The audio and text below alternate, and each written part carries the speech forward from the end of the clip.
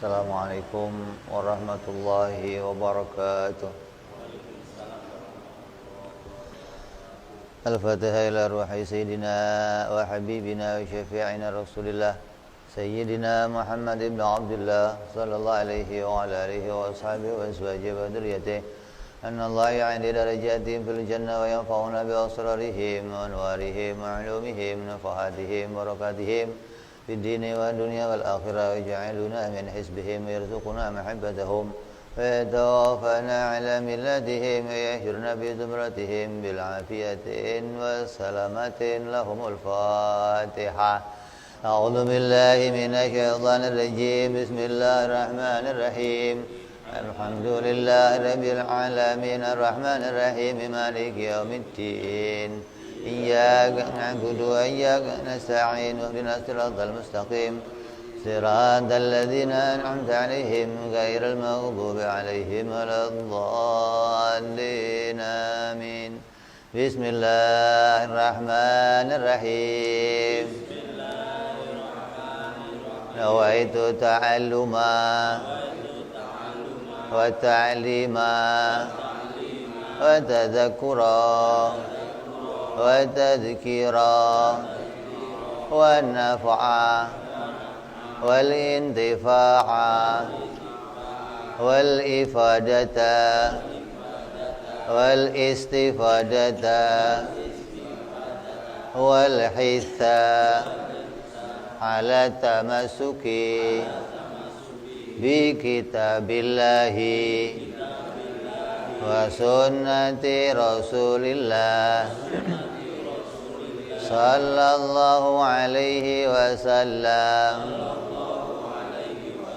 ودعاء إلى الهدى والدلالة على الخير ابتغاء مرضاته وقربه وثوابه وحسن الخاتمة مع اللطف والعافية وصلاح العاقبة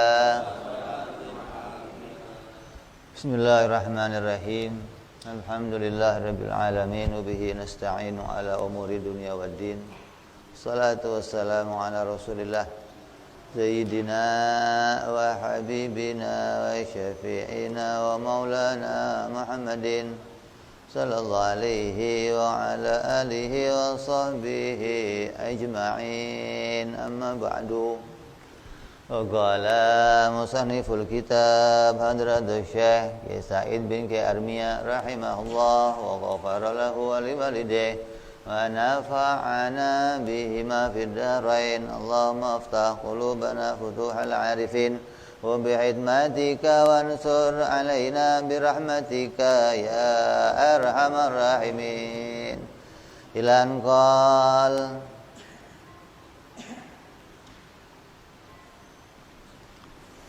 masuk dalam pembahasan jaiz fi'il dan jaiz maf'ul halaman 31.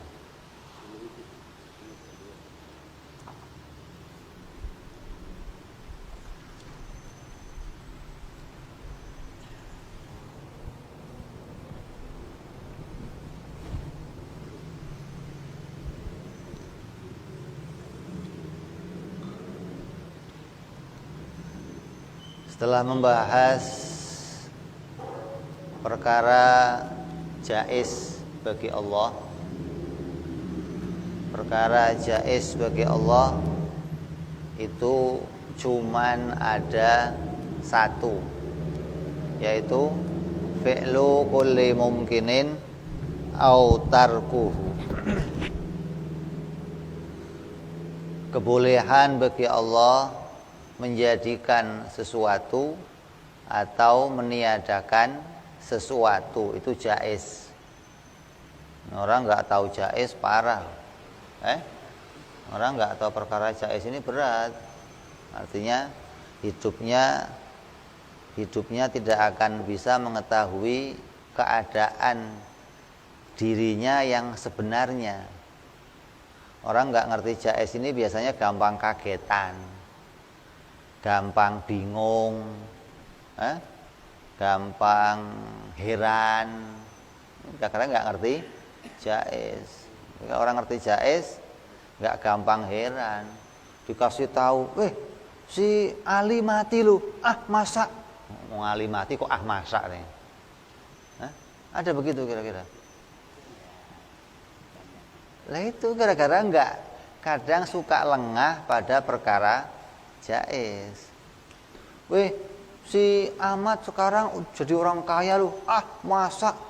Jadi orang kaya kok masa? Ya boleh aja, mau kaya boleh, mau mati ya boleh. Ini gara-gara enggak paham jaiz, kadang suka pangling, suka heran, suka bingung, suka kagetan. Ini orang enggak ngerti jaiz. Tapi kalau orang itu ngerti jaiz, artinya ngerti pada fiilnya Allah, ngerti apa yang boleh diciptakan oleh Allah. Ketika kita mendengar satu berita, maka orang yang bisa memahami perkara jaiz akan mengatakan ya boleh saja. Si Dolah sekarang punya anak, boleh. Si Dolah mati, boleh. Si Dolah kaya, boleh. Nggak ada yang nggak ketemu perkara yang kita kaget, maksudnya nggak ketemu perkara yang kita itu heran. Semuanya bisa diterima oleh akal, asal akalnya sehat gitu loh. Kalau ada orang kok ini nggak diterima oleh akal, memang akalnya nggak sehat bagaimana? Kalau akalnya sehat ya diterima saja oleh akal, tinggal nanti mau hukumnya wajib apa mustahil apa jaiz. Akal itu selalu bisa menimbang sesuatu, akal bisa menemukan sesuatu. Kalau akalnya nggak sehat, ya nggak nemu apa-apa.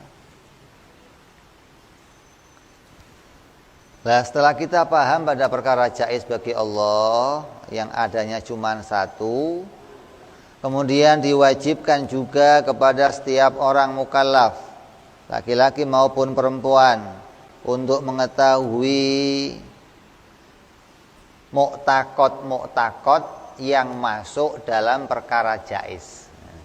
Jadi pokoknya cuman satu, tapi di dalamnya itu ada isi yang harus kita pedomani, yang berkaitan dengan perkara jaiz. Jadi kalau dibahasakan begini, Allah menciptakan wujudnya sesuatu atau meniadakan wujudnya sesuatu. Ini perkara jaiz yang harus kita imani. Lah, perkara lain lagi yang masuk dalam perkara jaiz apa? Apa saja yang menjadi keadaan. Kalau ada orang nanya itu bagaimana sih keadaannya Allah menciptakan?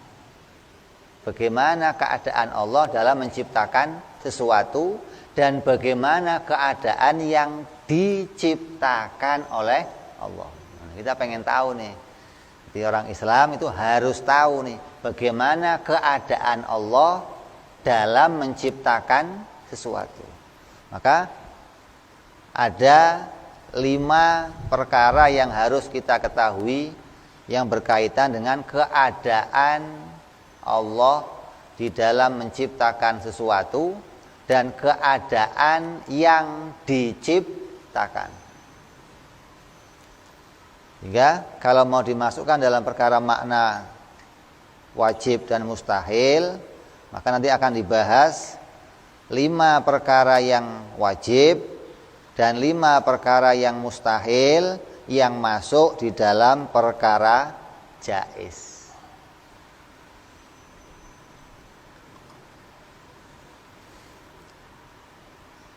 Di muktakot yang 5 ini dinamai dengan sifat perkara jaiz.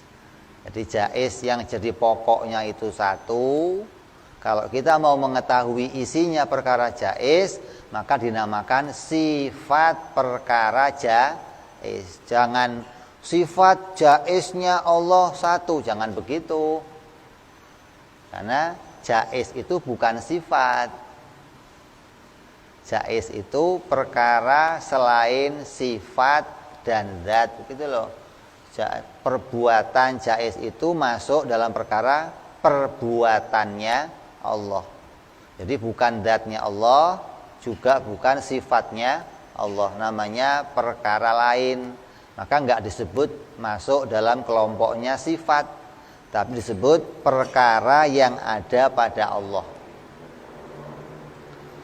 Nah, perkara jaiz ini mau kita ketahui isinya, maka ulama memberikan nama isi dari perkara jaiz itu namanya sifatnya perkara jaiz.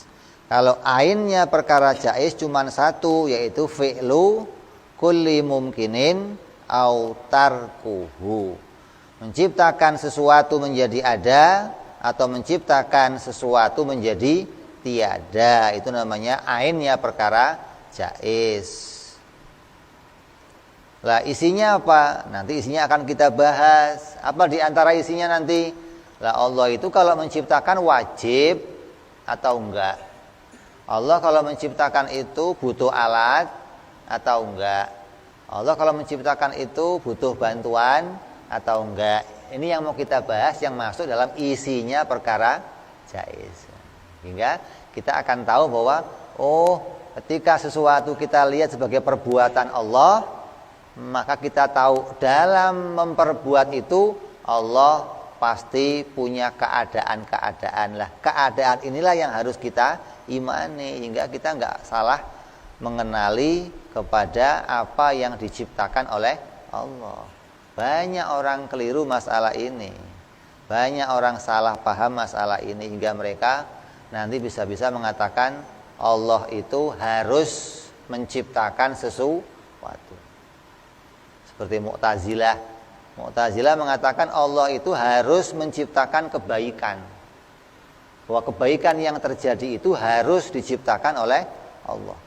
Allah tidak mungkin menciptakan kejelekan.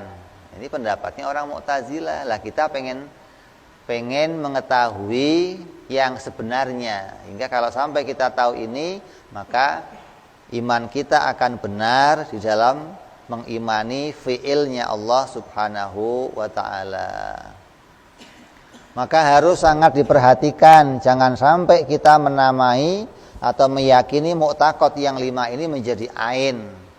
Karena itu akan menjadi kesalahan besar. Tapi yang 5 ini harus kita yakini sebagai sifatnya perkara jaiz, bukan ainnya perkara jaiz. Jadi ada pokok perkaranya, ada sifat perkaranya. Kalau mau kita bagi, maka bisa dibagi menjadi 2. Ada yang namanya jaiz fi'il, ada yang namanya jaiz maf'ul. Jadi sifat jaiz itu ada 2, sifat jaiz fi'il dan sifat jaiz maf'ul. Yang pertama jaiz fi'il, yaitu perkara atau yang berkaitan dengan perbuatan atau pekerjaan Allah dalam menciptakan sesuatu. Yang kedua jaiz maf'ul, yaitu keadaan mungkin yang diciptakan oleh Allah. Jadi mau bicara keadaan Allah menciptakan dan keadaannya yang diciptakan. Kemudian jaiz fi'il itu ada 2. Artinya keadaan Allah di dalam memperbuat sesuatu itu ada 2 keadaan. Yang pertama, annahu la yajibu alaihi ta'ala fi'lu syai'in minal mumkinat. Artinya bahwa sungguhnya Allah itu tidak harus menciptakan sesuatu dari alam semesta ini. Ini harus kita tahu ini. Jadi pokoknya itu pertama jaiz. Mau bicara fi'ilnya Allah, mau bicara perbuatan Allah. Perbuatan Allah itu apa? Menciptakan langit dan bumi. Nah, terus kita mau bicara lanjut. Kalau kita mau mengetahui perbuatan Allah, maka ulama menamainya kita akan memberikan alamat atau sifat. Yang pertama, sifat perbuatan Allah itu tidak harus, tidak wajib. Allah bikin apa saja, itu bukan satu kewajiban. Seringkali kita mewajibkan, ini yang repot. Seringkali kita mewajibkan Allah, seringkali kita ngatur Allah gitu loh. Allah harus dong bikin begini sama saya, Allah harus bikin begini sama saya. Kenapa? Kan saya sudah begini, kan saya sudah begini. Ini hingga seakan-akan dia mewajibkan sesuatu, Allah itu ya harus menjadikan apa yang diinginkannya. Ini mohon perintah. Tapi memohon itu bukan ngatur Allah, tapi mohon itu hanya mau menunjukkan saya ini butuh, saya ini tidak bisa mendatangkan keinginan saya kecuali ditolong oleh Allah. Jadi doa saya, permintaan saya ini bagian dari menampakkan butuhnya saya kepada Allah. Nah, yang terjadi ya bagaimana? Yang terjadi sesuai kehendaknya sendiri, bukan sesuai kehendak kita, bukan. Kita boleh doa apa saja, kamu boleh minta apa saja, tapi kamu harus tahu yang akan diciptakan Allah itu maunya sendiri, gitu loh. Tidak mungkin Allah menciptakan maunya kita, nggak mungkin. Kenapa nggak mungkin? Karena kitanya belakangan, Allahnya duluan. Kehendak Allah itu qadim, kehendak Allah itu tidak berawal. Lah kitanya belakangan. Jadi yang dikehendaki Allah itu gak terpengaruh sama doa kita. Adapun kok cocok, kok pas bareng, maka itu bukan berarti mengabulkan, tapi bergandengan atau bersamaan. Pas saya doa, pas cocok sama kehendak Allah. Hingga banyak orang menganggap, Allah mengabulkan doa saya. Bukan begitu. Makanya Allah menjadikan sesuatu sesuai, doa saya sesuai dengan kehendak Allah. Ada orang sholat duha, habis sholat duha, sudah bertahun-tahun sholat duha masih kismin aja. Lama-lama apa? Kenapa kok Allah tidak menjadikan saya kaya? Padahal kan hadisnya ada nih, orang yang ingin rezekinya luas sholat duha. Ada lagi hadis yang mengatakan, siapa orangnya yang 40 hari berjamaah di masjid tanpa putus takbirnya imam, maka rezekinya akan seperti air. Siapa yang gak pengen rezekinya kayak air? Pengen kalian? Pengen rezekinya kayak air. Maka banyak orang melaksanakan itu. Begitu 40 hari masih fakir, masih miskin aja, protes. Loh kan saya sudah ngelakuin ini 40 hari ya Allah. Kayak harus gitu loh. Kayak Allah itu harus menciptakan sesuatu. Allah itu jaiz, gitu loh. Kamu harus pahami ini yang pertama. Perbuatan Allah itu bukan kewajiban. Apapun yang diciptakan Allah itu atas maunya sendiri. Allah tidak wajib menciptakan apapun. Kamu sakit, minum obat, harus nggak Allah bikin sembuh? Nggak harus. Kamu kerja, harus nggak Allah kasih hasil? Tidak harus. Kamu cari ilmu, harus nggak pinter? Ya nggak udah. Gitu loh. Hingga tidak menjadi bagian dari sesuatu yang wajib dikerjakan oleh Allah. Jadi jangan sampai kita menganggap itu. Apalagi sampai kayak orang Mu'tazilah. Kalau saya berbuat baik, Allah harus menjadikan saya lebih baik lagi. Kalau ada orang berbuat jelek, Allah harus menjadikan dia lebih jelek lagi. Yang mengharuskan siapa? Ini keimanan yang tidak boleh kita ikuti apabila menetapkan Allah itu wajib menjadikan sesuatu. Jadi yang pertama, yang menjadi keadaan perbuatan Allah, sifat perbuatan Allah yang pertama adalah Allah tidak wajib menciptakan sesuatu. Ya. Yang kedua, yang jadi lawannya apa? Mustahil Allah wajib menjadikan sesuatu. Jadi nggak mungkin. Tidak mungkin Allah itu wajib menjadikan sesuatu, nggak mungkin. Emangnya kenapa?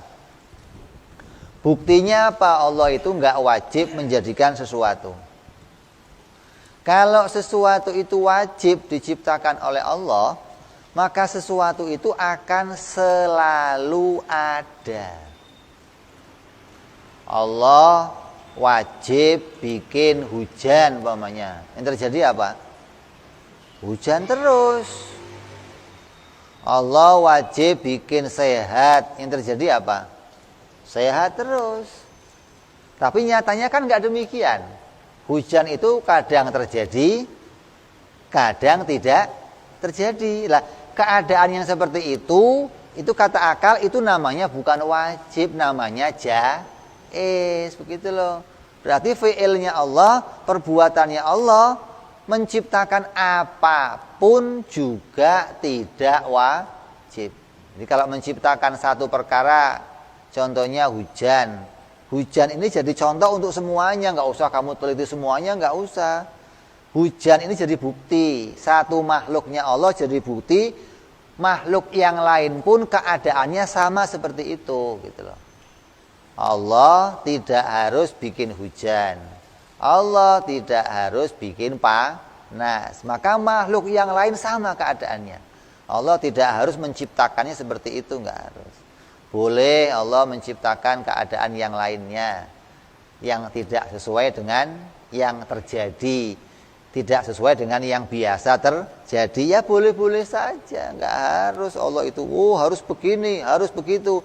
Ini pikiran manusia yang terikat oleh kemauannya sendiri. Kayak seorang anak lah, anak sama bapaknya. Kalau sudah bapaknya, nak, kalau nanti sekolahnya naik, bapak beliin sepeda. Wah, anak itu harus bapak beliin sepeda pokoknya. Ini kalau sekolah, bapaknya ngomong, nak, kalau kamu mau sekolah, nanti saya kasih ongkos 5.000 tiap hari. Wah, itu tiap hari nagihnya kayak nagih utang. Pokoknya 5.000 pak, harus. Wah, ini. Nah, yang demikian jangan kita tetapkan kepada Allah. Jangan terus kita gandengkan sama Allah. Kan saya sudah begini, masa Allah enggak menjadikan begini? Kan saya sudah berbuat ini, masa Allah enggak menjadikan begini? Sebenarnya yang hamba itu kamu apa Allah? Gitu. Kalau yang hamba itu kamu, ya kamu ikut aturannya Allah. Adapun kamu menginginkan sesuatu, itu silakan saja kamu minta sama Allah. Tapi yang terjadi harus kita yakini Allah menjadikan sesuatu sesuai kehendaknya sendiri. Gitu. Lah, apa faedahnya saya mengetahui sifat perbuatan Allah? Kamu jadi punya dua perkara, khauf dan roja. Ini faedahnya diantaranya. Kamu jadi punya harapan yang luas kepada Allah. Kenapa? Allah itu boleh saja menjadikan apa saja. Dari makna ini berarti saya boleh doa apa saja. Ya Allah, jadikan saya presiden. Ya Allah, jadikan saya orang kaya. Ya Allah, boleh. Tapi jangan mewajibkan, jangan nuntut. Kok belum dikabul-kabulkan ya Allah? Kata Nabi SAW apa? Doa itu akan dikabulkan oleh Allah kecuali yang buru-buru. Yang buru-buru yang bagaimana, kata sahabat? Nanya sama Rasul, kata Rasul, doa yang buru-buru itu doa yang di hatinya bertanya kenapa belum dikabulkan. Ya, kan sering kan? Kita pagi doa, siang doa, malam doa, udah sebulan belum datang-datang. Nanya, ya Allah, kok belum datang-datang ya Allah? Apalagi ada yang terinspirasi itu, berdoalah kamu maka akan kukabulkan. Lah iya betul. Itu kan perintah. Perintah kan? Berdoalah kamu maka akan aku kabulkan. Nah, saya nanyanya harus enggak? Yang berdoa akhirnya seolah-olah apa ya, karena udah ada itu pengennya berharap dikabulkan. Lah karena kamu enggak ngaji akidah. Karena sebelum berdoa kamu enggak ngerti akidah, maka rusak iman kamu. Rusak penghambaan kamu kepada Allah, rusak akhirnya. Karena sebelum kamu doa mestinya ngerti ini dulu. Allah itu enggak wajib menjadikan sesuatu, gitu loh. Hingga doa kita kepada Allah betul-betul sebagai seorang hamba yang enggak ngatur Allah, gitu loh. Saya hanya pokoknya apa yang saya butuhkan saya panjatkan, ya Allah, listrik bunyi ya Allah. Kan begitu doang kan? Adapun mau dikasihnya kapan, mau datangnya itu haknya Allah, begitu loh. Yang penting apa yang kita butuhkan kita panjatkan kepada Allah. Ya Allah, anak sakit, ya Allah. Begitu kan? Ya Allah, istri hamil mau melahirkan, ya Allah, butuh dana. Sampaikanlah. Kapan datangnya? Oh, itu haknya Allah. Gitu loh. Lah, doa yang seperti itu hasilnya apa?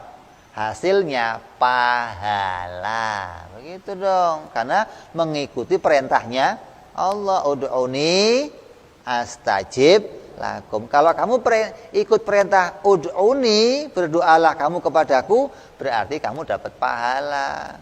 Walaupun yang kamu minta enggak datang gitu loh, tapi pahalanya dapat. Ini orang enggak, pahala mau gampang, yang penting datang ya Allah, kan berat. Urusannya sama enggak dikabul katanya dosa apa saja. lah, itu kan berat kan. Itu gara-garanya kenapa itu?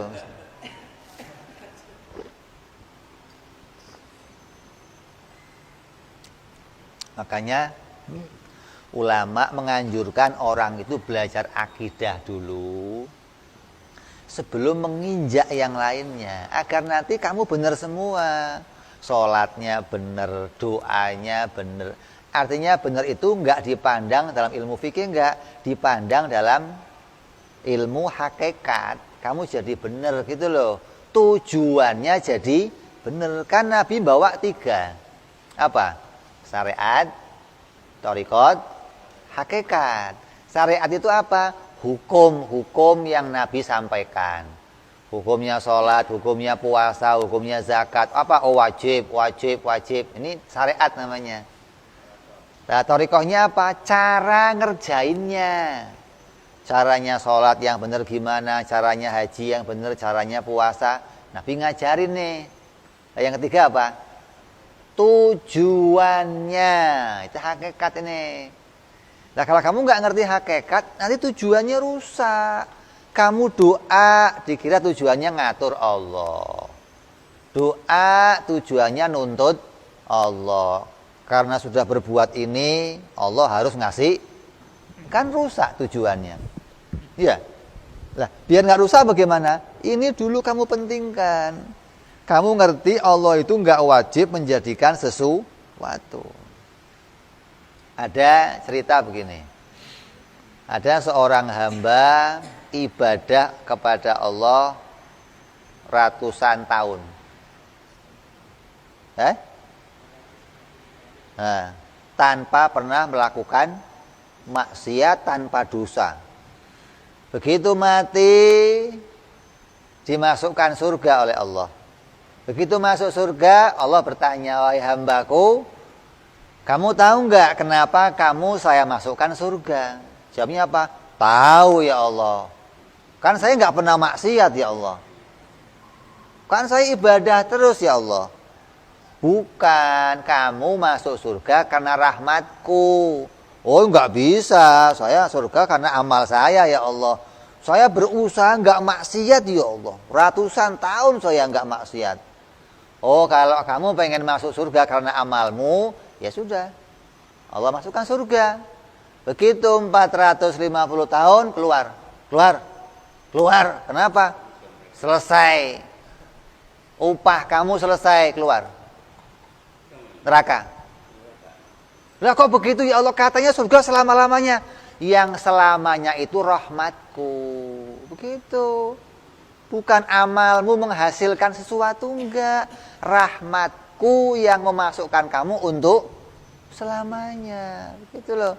Allah enggak wajib masukin kamu ke surga, itu enggak wajib. Kok kamu kok masuk surga? Ya bersyukur, jangan nuntut. Ya Allah kok diemper. Untung masuk surga. Mau diemper, mau dimana. Masih masuk surga, masih untung. Pakai nuntut segala. Ke tengah dikit ya Allah, maksudnya di pinggir. Udah terima aja. Ada orang kok. Ini kalau orang tahu keadaan ini, maka dia akan memposisikan Allah itu sebagai Tuhan. Dia nggak ngatur-ngatur Allah. Dalam riwayat ada cerita begini. Ada satu riwayat ini dalam kitab-kitab tasawuf.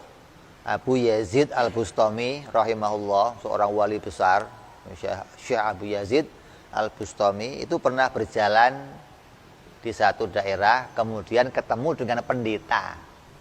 Pendetanya sakti juga, alim juga pendetanya. Terus pendeta ini ngajakin ngomong sama Abu Yazid. Abu Yazid, saya tahu kamu ini orang alim, kamu ini wali. Coba saya mau lihat, ajukan permintaan kepada Tuhan kamu, coba apa yang akan diberikan Tuhan kamu kepada kamu. Kata Abu Yazid, enggak, coba kamu dulu. Maka pendetanya berdoa. Seketika datang makanan macam-macam. Ada makanan. Sakti pendetanya. Loh, saya udah kan? Sekarang kamu Abu Yazid. Enggak, saya enggak mau minta apa-apa. Kok enggak mau minta? Berarti kamu kalah sama saya. Enggak apa-apa kalah sama kamu. Kenapa kamu enggak mau minta?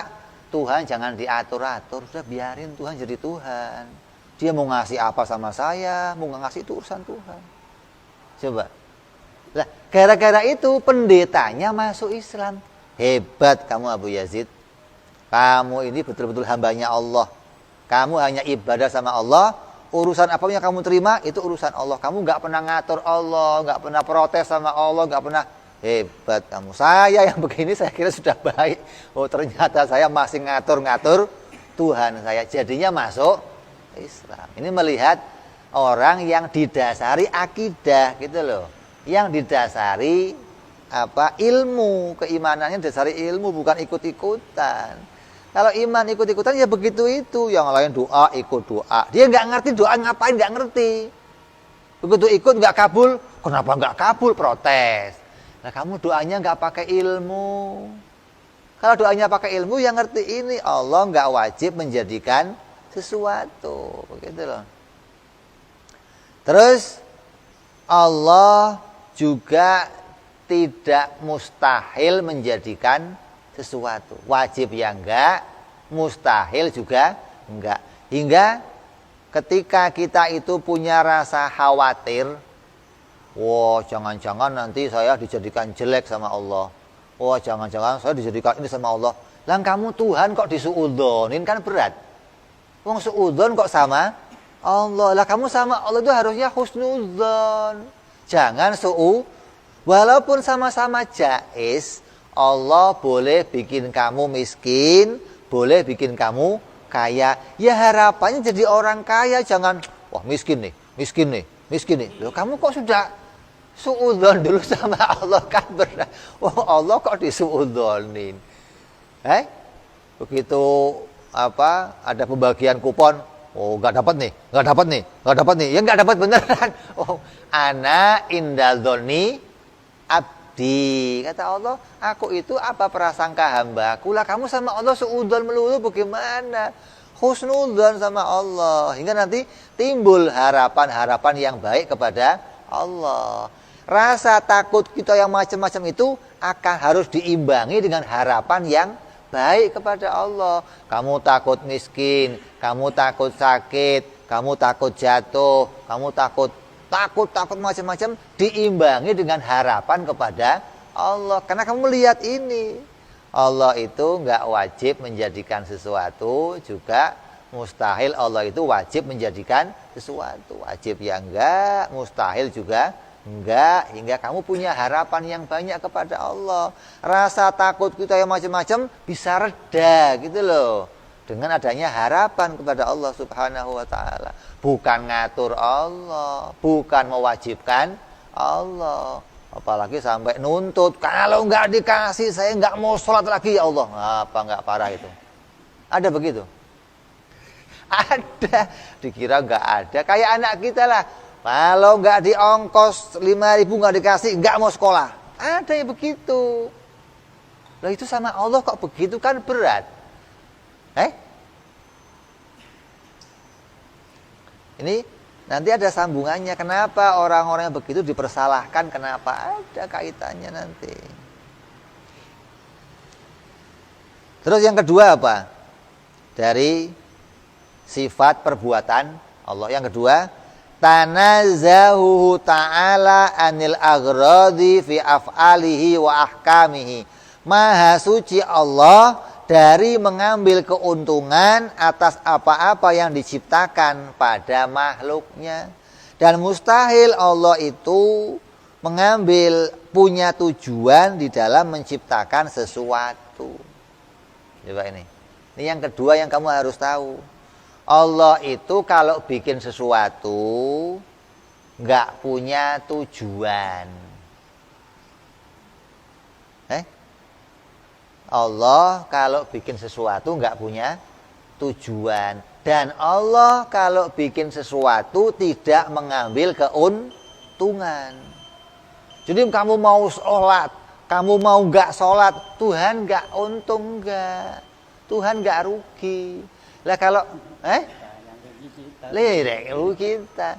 Kalau bapak kamu umpamanya kamu nggak mau sekolah, bapak kamu bingung, waduh nggak sekolah, ntar gimana, rugi, saya udah bayar sekolah, saya udah harus sekolah. Allah nggak butuh sama kamu, ibadah kamu sama nggak butuh. Ini yang kita harus tahu yang kedua. Ini jangan sampai salah memahami ini, ya. Ini adzan masuk Isya, kita adzan sebentar. Ya itu tugasnya memang itu. Itu tugasnya. Karena pahalanya di situ.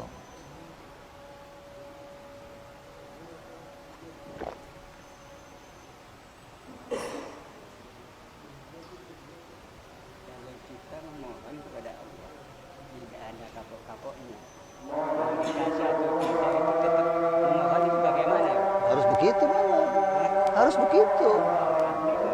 Iya dong. Kan doa itu perintah.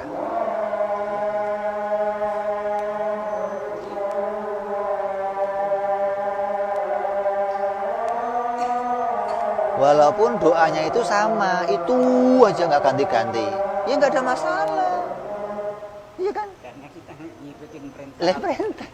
Adapun ngasihnya terserah dia, kan begitu. Nggak nurut sama doa kita kan? Nah iya dong.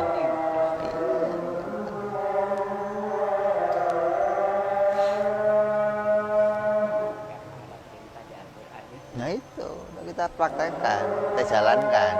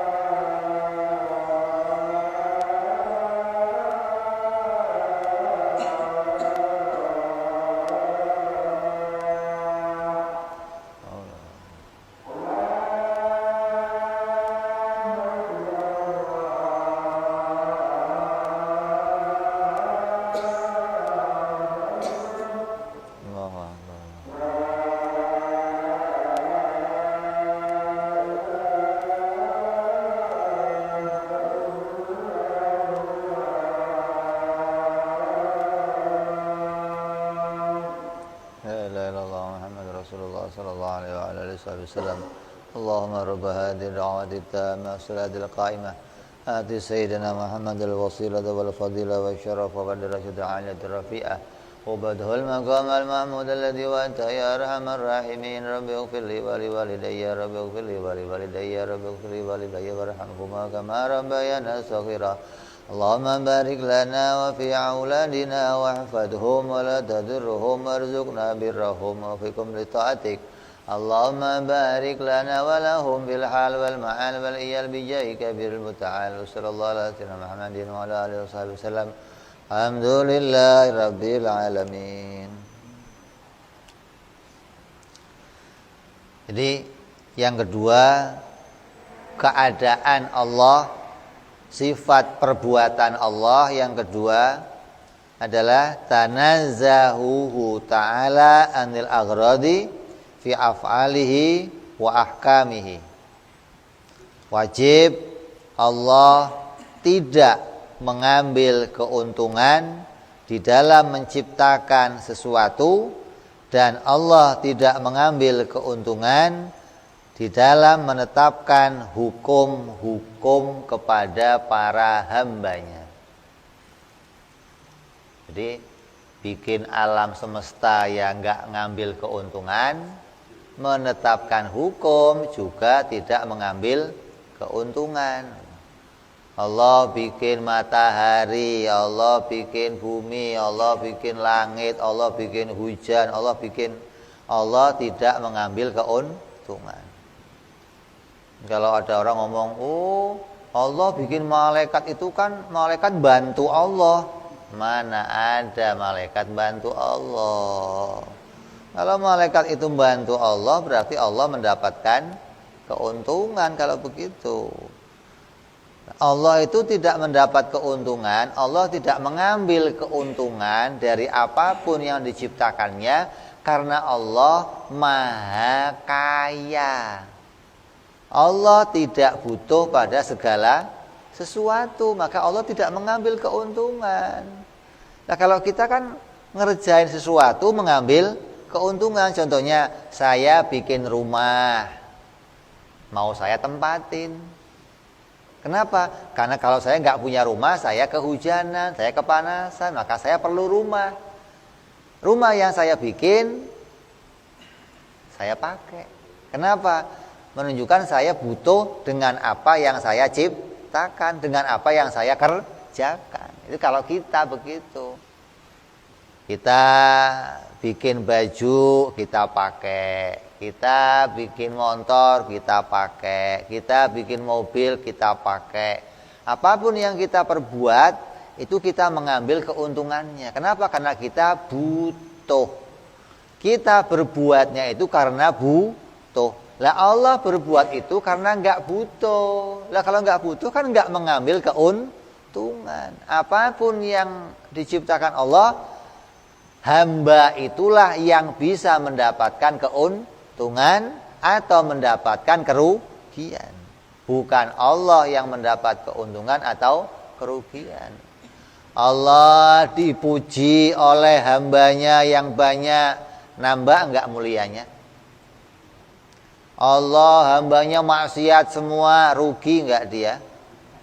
Itu tandanya Allah tidak mendapatkan keuntungan dan Allah tidak mendapatkan kerugian. Tapi kita hambanya yang mendapat keuntungan dan mendapatkan kerugian. Kalau kita mau ibadah, Allah muliakan kita. Kalau kita maksiat, Allah hinakan kita. Ini tandanya kita yang dapat keuntungan dan dapat kerugian. Jangan kita sandarkan kepada Allah. Ya kamu nggak bisa ngomong, kan saya sudah ibadah ya Allah. Lah apa urusannya? Kan saya udah doa ya Allah. Nah, terserah kamu mau doa boleh, nggak terserah boleh. Kan saya sudah haji ya Allah. Kan saya sudah. Nah, emangnya kenapa? Ini yang harus kita tahu ini. Jadi sebelum kamu ibadah, sebelum kamu doa, sebelum kamu wirid, sebelum kamu ngapain, kamu harus tahu ini agar kamu nggak salah tujuan. Nyambung ya? Insyaallah Kita jelaskan lebih luas pada perjumpaan yang akan datang nanti agar kita tahu betul bahwa seseorang yang mau beragama itu betul-betul harus punya landasan ini dulu sebelum beragama. Agar beragama kamu benar. Kamu menuhankan Allah dengan cara yang benar. Tidak menuhankan Allah atas maunya sendiri. Tapi betul-betul sesuai rel agama. Insya Allah. Wallahu a'lam bishawab wa ila hadratin Nabi. Al-Fatihah. A'udzu billahi minasyaitonir rajim. Bismillahirrahmanirrahim. Alhamdulillahirabbil alamin arrahmanir rahim maliki yaumiddin. Iyyaka na'budu wa iyyaka nasta'in ihdinas siratal mustaqim. Siratal ladzina an'amta 'alaihim ghairil maghdubi 'alaihim waladdallin. Amin. Ya Rabbana i'tarafna bi annana iqtarafna wa annana asrafna 'ala ladha ashrafna wa tub 'alaina tauba taghsil kulli hauba wa astur lana awrati wa amin rawati wa ufir li walidina Rabbi wa mauludina wal ali wal ihwani wa sairil ilani wa kulli dhi mahabbah au jiratin au suhbah wal muslimina ajma' amina Rabbi isma' fadlan wa judan mannan la biktisabi minna bil mustafa rasulina dhabi kulli suli salla wa salam rabbi alaihi andal habbi wa alihi wa sahbihi idada tasi suhbi walhamdulil ilahi fil bad'i wa tanahi subhana rabbika rabbil izzati amma yasifun وسلام على المرسلين والحمد لله رب العالمين. Assalamualaikum warahmatullahi wabarakatuh.